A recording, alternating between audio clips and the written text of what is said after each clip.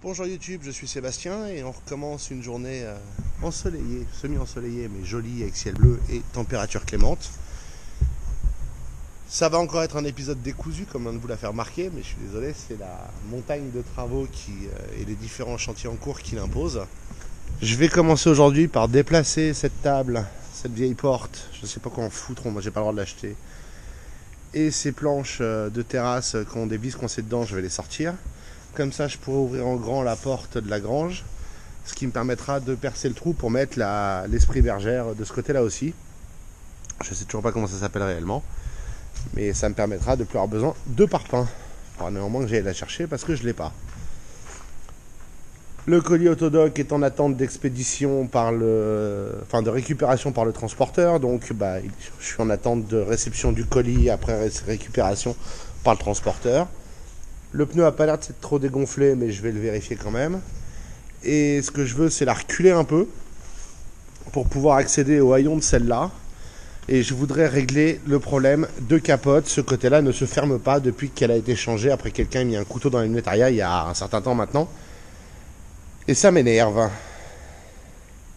Elle se ferme en été quand il fait chaud et que c'est bien étendu. Donc je voudrais ajuster ça pour que ça ne soit plus un problème. Bon, étape 1, rangement.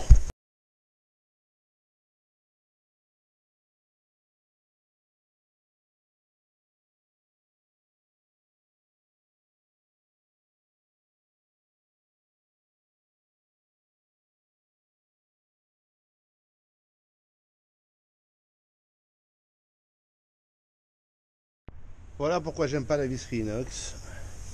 Ça se foire. Et là, en l'occurrence, c'est au démontage quand madame a voulu la démonter. On se servait de ça pour faire la terrasse sur laquelle je mettais le jacuzzi gonflable que j'avais acheté.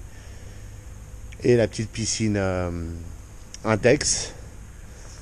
Je pense que je vais les mettre sur le bon coin. J'en ai, je sais pas, 40-50 mètres carrés. Parce que on passe avec on va faire creuser une piscine et le jacuzzi, on le mettra sur autre chose. Parce que si je vends tout. J'en garde pas un peu pour le plaisir. On continue.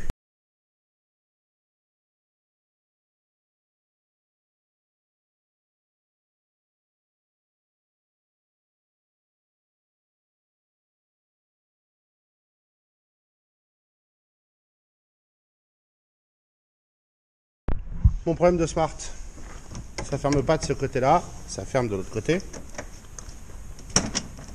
Voilà.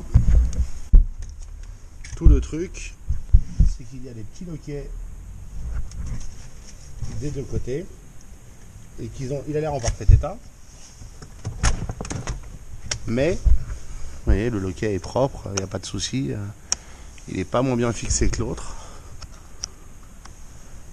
Là, c'est très similaire, même si c'est un montage relativement souple, mais c'est pareil des deux côtés.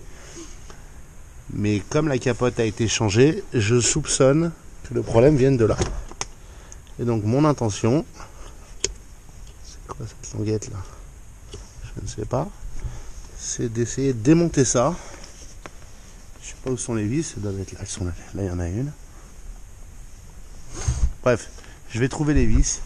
Je veux la déclipser et je veux voir si je peux trouver un défaut quelque part ou un ajustement qui me permettrait de la fermer correctement. Mais je voudrais libérer la partie basse du cadre pour voir si sans la capote, ça se ferme correctement ou pas. Ça me dira si le problème c'est la toile ou si c'est autre chose. Alors pour enlever la capote, quand elle est relevée, il suffit de déclipser ça depuis le plastique en tirant dessus.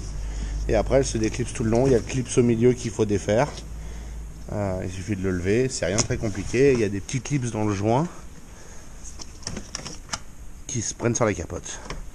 Rien de très folichon, rien de très original. Conclusion, capote levée. Ça se ferme.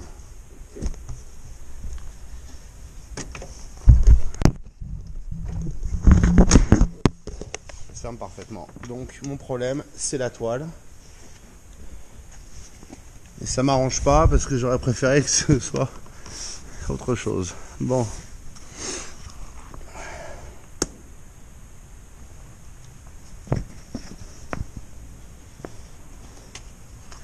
Est-ce qu'elle aurait été mal emboîtée? C'est possible, on va essayer.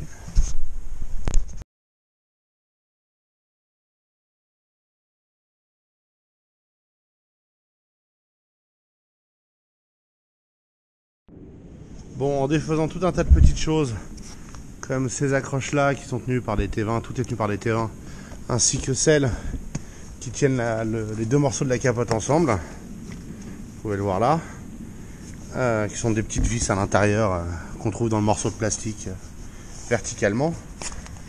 Je peux maintenant la fermer. Alors, il faut que je force un peu, donc je pense qu'il faut que j'enlève ces petits rails qui sont des rails pour les joints qui sortent en coulissant, donc il faut déverrouiller la capote pour pouvoir les sortir. Mais je vais enlever ces petites vis et je vais essayer de gagner un petit.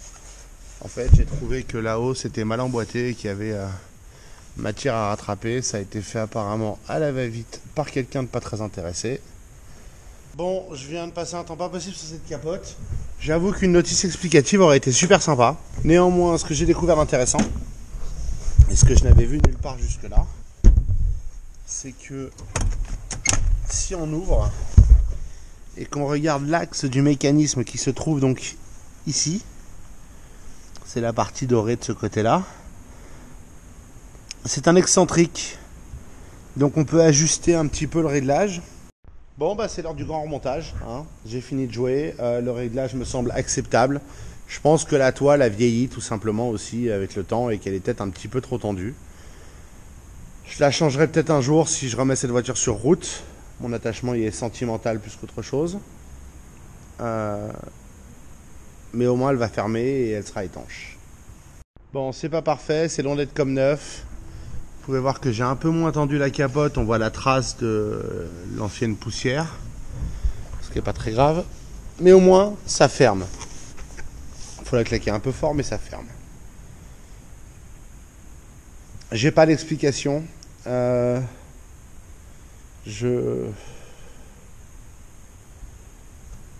Faudrait creuser plus profondément. Je pense qu'il faudrait changer la lunette arrière. Je pense que c'est de la lunette arrière de merde. Elle est supposée être fixé autrement qu'avec de la colle derrière les coutures qui sont bidons. Donc peut-être qu'ils me l'ont changé n'importe comment la dernière fois, je ne sais pas. Elle avait été découpée au couteau.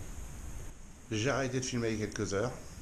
J'étais parti pour refixer des plaintes électriques et ranger la zone où j'ai fait de l'enduit. Et finalement je suis parti sur Google à la recherche des papiers peints historiques panoramiques et scéniques. Et notamment pour retrouver celui-là si possible. Si vous connaissez une source, je trouve rien. C'est apparemment sur le thème de Cancale. Néanmoins, j'ai retrouvé celui de la pièce en haut qui m'exaspère, qui est plein de fuites derrière et de fissures. Je vais vous le montrer maintenant. Et vous pourrez constater qu'au-delà d'être assez joli, il coûte aussi une fortune. Mais au final, 100 € le mètre carré, c'est pas complètement excessif vu ce que c'est. Donc, madame et sa mère vont discuter de l'éventuel remplacement du papier peint. Parce qu'en plus, je pense qu'il n'y a pas besoin de toute la fresque entière. Et ça me permettrait de refaire les murs et d'arrêter toutes les fuites dans cet endroit et qu'il y a beaucoup de fuites. Donc voilà, si l'un de vous connaît une source pour trouver des papiers peints anciens ou l'origine de ceci, il n'y a pas de signature sur celui-là. En tout cas, je ne l'ai pas trouvé. Je ne sais pas d'où ça vient. C'est pas jeune. L'autre a été dessiné en 1823. Ils ont été posés il y a au moins 2 générations, si ce n'est plus ici. Probablement plus, de toute façon plutôt 3. J'en sais pas plus. Néanmoins, je m'arrête là et je vous souhaite une bonne soirée. Et puis je vous retrouve demain pour la suite des épisodes.